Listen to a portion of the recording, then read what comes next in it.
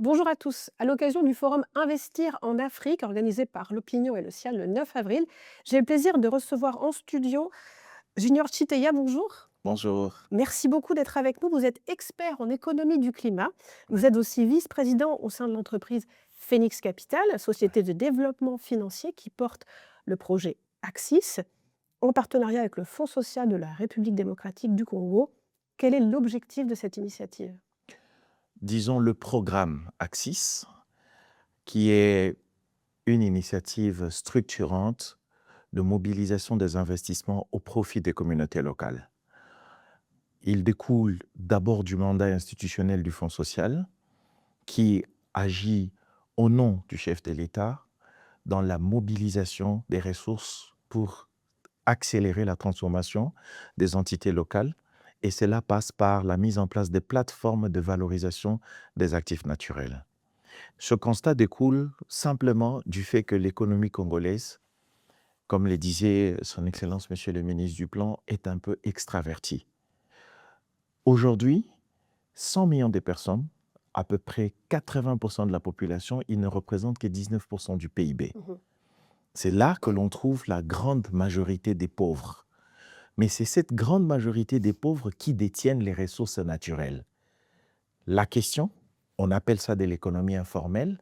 L'économie formelle n'investit pas dans l'économie informelle à cause des risques, à cause de tout ce qui va avec. Et donc, le programme Axis établit un mécanisme de facilitation pour les investisseurs d'accéder aux immenses ressources naturelles communautaires et pour les communautés d'accéder à des capitaux innovants, inclusifs et équitables. Donc, le programme Axis, il est à deux niveaux. Faciliter les communautés à accéder à des ressources productives et équitables, mais d'autre part, utiliser les communautés pour adresser les grands défis environnementaux qui sont aujourd'hui les principaux problèmes du développement économique. Alors, vous l'avez un peu expliqué, effectivement, ce programme, ça vise à bâtir un pont Oui, qui s'appuie sur la tokenisation entre des investisseurs privés, internationaux et des communautés locales bien sûr, congolaises. bien sûr. Sur le plan opérationnel, ça consiste en quoi? Alors, les communautés locales congolaises au départ, Oui. mais bientôt à l'échelle panafricaine, comme je le disais tout à l'heure, les communautés détiennent les ressources. Mhm. Les investisseurs cherchent des projets, mais il faut toujours quelque chose qui les lie. Souvent, c'est des documents. C'est tout un tas de paperasse. Comment on va extraire les ressources, comment on va les acheminer, comment on va protéger l'argent. Eh ben, le mécanisme Axis, il codifie l'ensemble du projet de production en un jeton.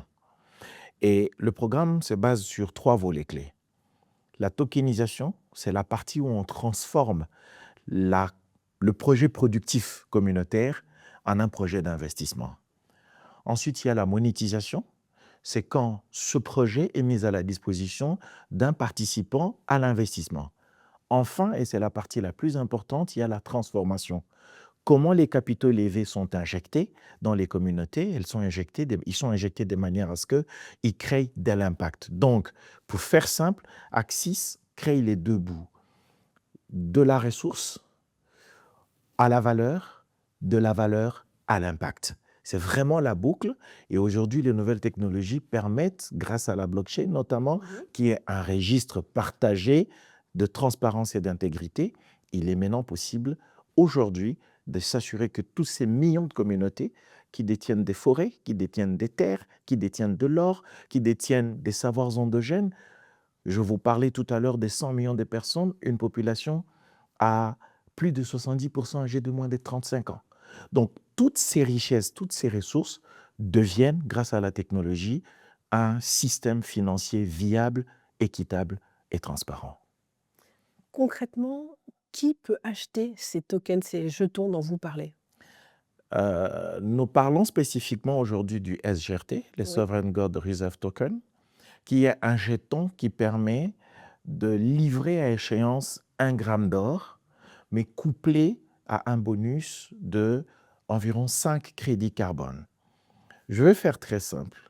Le défi du financement de la nature a été longtemps porté par la bienveillance, l'écologie. Ensuite, il y a eu la contrainte avec le protocole de Kyoto où on parle de pollueur-payeur. Mais le défi reste, tout simplement parce que l'investisseur tout humain cherche à toucher du doigt, à palper son gain ou son impact. Ça serait bien que je vous dise, vous payez des billets d'avion, c'est très bien, mais est-ce que vous mesurez réellement? Alors, le programme Axis, lui, amène une innovation à travers le SGRT. Aujourd'hui, vous avez une communauté en RDC qui, pour vivre, déboise. Pour gagner 500 $ par an, il déboise une forêt qui représenterait environ 16 tonnes CO2. De l'autre côté, vous avez un Canadien, par exemple, qui, lui, il émet 15 tonnes CO2 et gagne 50 000 $. Vous voyez, l'un a une empreinte carbone de 15 tonnes pour 50 000 $ de gain, l'autre a une empreinte carbone de 15 tonnes pour 500 $ de gains. Alors, comment convaincre les Canadiens qu'il peut neutraliser ses émissions sans perdre de l'argent? C'est là que le SGRT intervient. Il permet à quiconque, que ce soit une société qui veut faire de la compensation carbone, que ce soit un citoyen bienveillant qui veut avoir de la neutralité carbone, que ce soit des États qui ont besoin d'atteindre leurs objectifs climatiques, le SGRT leur permet d'acquérir de l'or futur, mais de bénéficier également d'un bonus en carbone. Donc, vous voyez que c'est un système qui fait de la compensation carbone un élément de bénéfice économique et non pas juste un élément de détaxe ou ainsi de suite. Mais là où c'est encore plus intéressant, c'est que ce crédit carbone, en réalité, c'est un crédit nature. C'est un crédit qui va créer de l'impact pour la biodiversité, de l'impact pour les écosystèmes, de l'impact sur l'humain. Donc, ce n'est pas juste un actif carbone, mais c'est une promesse pour un investisseur, pour un acquéreur, que je ne perds pas de l'argent, mais en plus, je participe à construire ma prospérité économique, ma viabilité économique, tout en transformant la vie des communautés locales. Merci beaucoup pour cet éclairage très concret. Je vous en prie, merci à vous.